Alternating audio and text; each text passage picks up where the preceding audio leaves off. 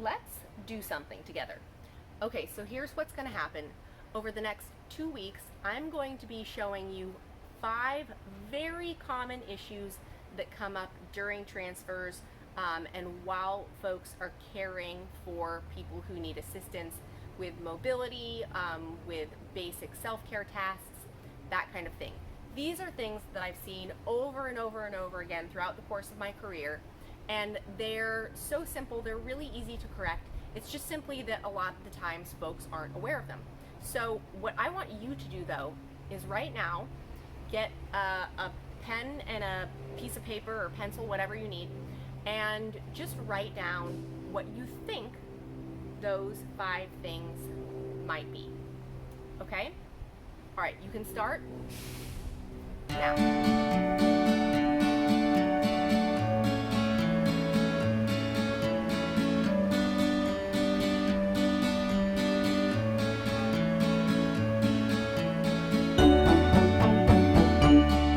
Okay, ready? Don't worry if you haven't finished writing everything down yet. That's totally fine. Of course, you can do it anytime you want to, or you can just keep it up here in your head, whatever you want. I don't know about you. Honestly, if I actually don't write things down, then I don't generally remember them anymore. I feel like I can thank my children for that. Anyway, so here's the deal though. I'm about to show you the first 2 things now, and then I will go over the next 3 things in the following week. So with that, we'll go ahead and get to it. Enjoy. So hands down, one of the most common mistakes that I've seen all the time, whether it's honestly a family caregiver or even a professional caregiver, even therapists make this mistake all the time. And this is a mistake that really can impact the health of your back, of your spine. If you want to protect your back, this is something that's going to seem so small. We've all done it before, but honestly, it really makes a big difference. This is like, if you do this constantly, it's death by 1,000 cuts to your back. It doesn't take necessarily like a big heavy lift to cause back problems or back pain for someone who is a caregiver or who does transfers or lifting. It can be just doing one little thing wrong over and over and over again that ultimately will be the thing that leads to a back injury. So I'll finally get to it. The thing I'm talking about is bending over to deal with equipment that is down low. This could be, very commonly, it's things like wheelchair brakes, locking and unlocking them, getting a footrest situated or on or off. But of course, it can also be things like helping someone put on their socks or shoes, emptying a catheter, anything that is occurring down low, below the level of your waist. You really need to get down so that your back is staying straight and you're performing that activity without having the entire weight of your upper body hinging and being held here on your low back. Your low back's just really not meant to do that. There's very little, so your skeleton only contacts in your low back here where your sacrum meets your pelvis.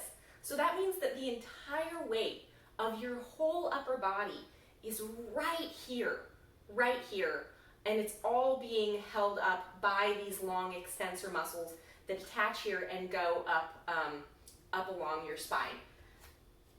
That's a lot of weight. So rather than doing that, it's way easier on your back to simply squat down and remove that footrest, lock the brake or unlock the brake, change the socks, etc.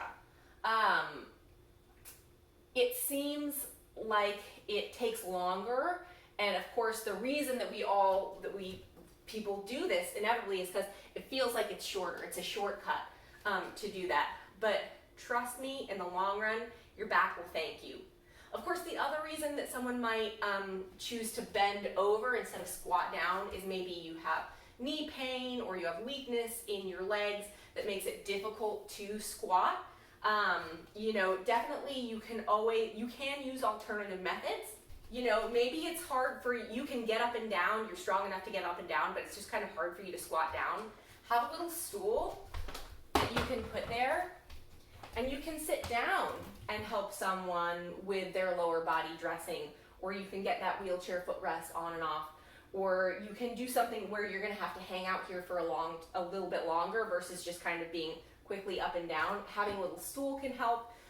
Even having a chair that's low enough, again, that you need to be able to get up and down safely from, but a chair that's low enough that you can sit in that, have some support, and get you a little bit closer. Even that is better than doing this full lean down where, again, all of the weight of your entire upper body is being held up from that one spot. So that is number one. That's one of the most common things that caregivers, professionals from all walks of life inevitably do wrong at least some of the time, but it's so important to be consistent and make sure that you're not bending over from here, but that you are getting low in order to protect your back.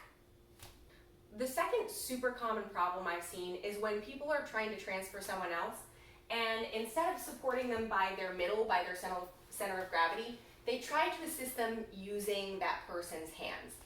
And this is problematic for a couple of reasons. This is a grappling dummy, by the way, but he actually makes a great assistant for this kind of demonstration because he can't help at all. And he's actually quite heavy, he's full of sand.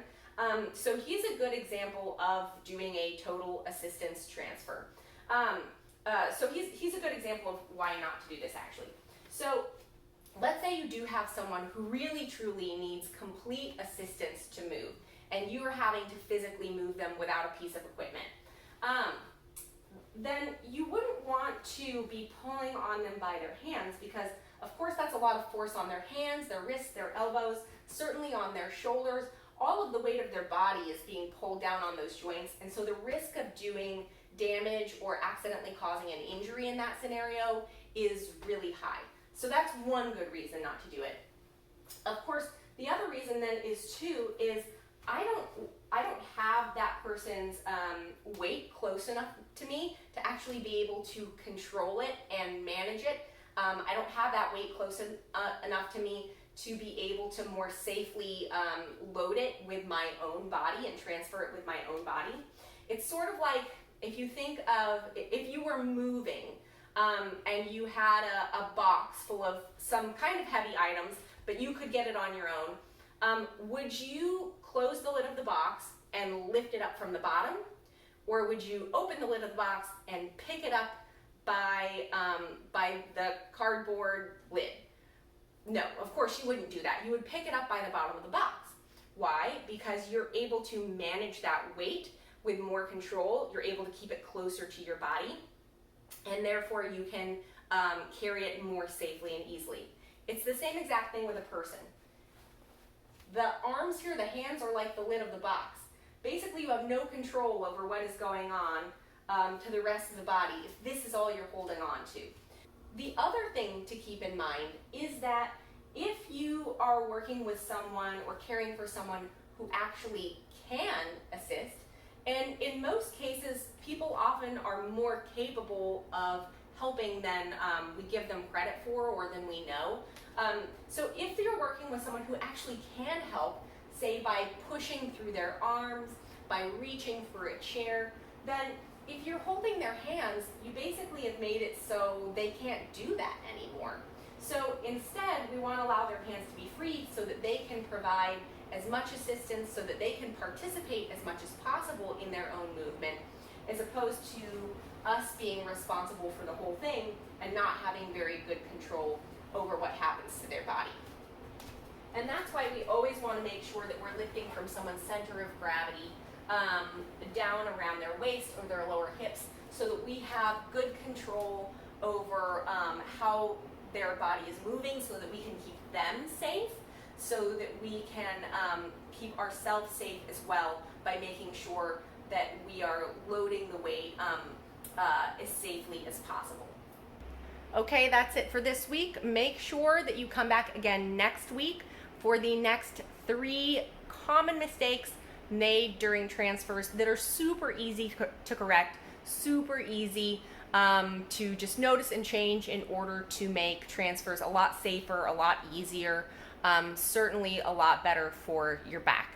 In the meantime, if you like this video, if you like this content, if you learned even one thing that you think was helpful for yourself or for someone that you know, someone that you love, then make sure that you like it, make sure you share it, follow, subscribe to the channel so that I can make sure and keep making this content available. Of course, if you find that you really need more support, you need full access to full-length training courses on transfers, on care strategies, then definitely check out my website at www.higherstandardscaregivertraining.com. You can find on-demand courses 24 hours a day for whatever you need as a caregiver there. In the meantime, like I said, make sure you're liking, follow me, subscribe to the channel so I can keep bringing you content, and I will see you next week with the next 3 issues and their solutions. Till then, take care. Bye, y'all.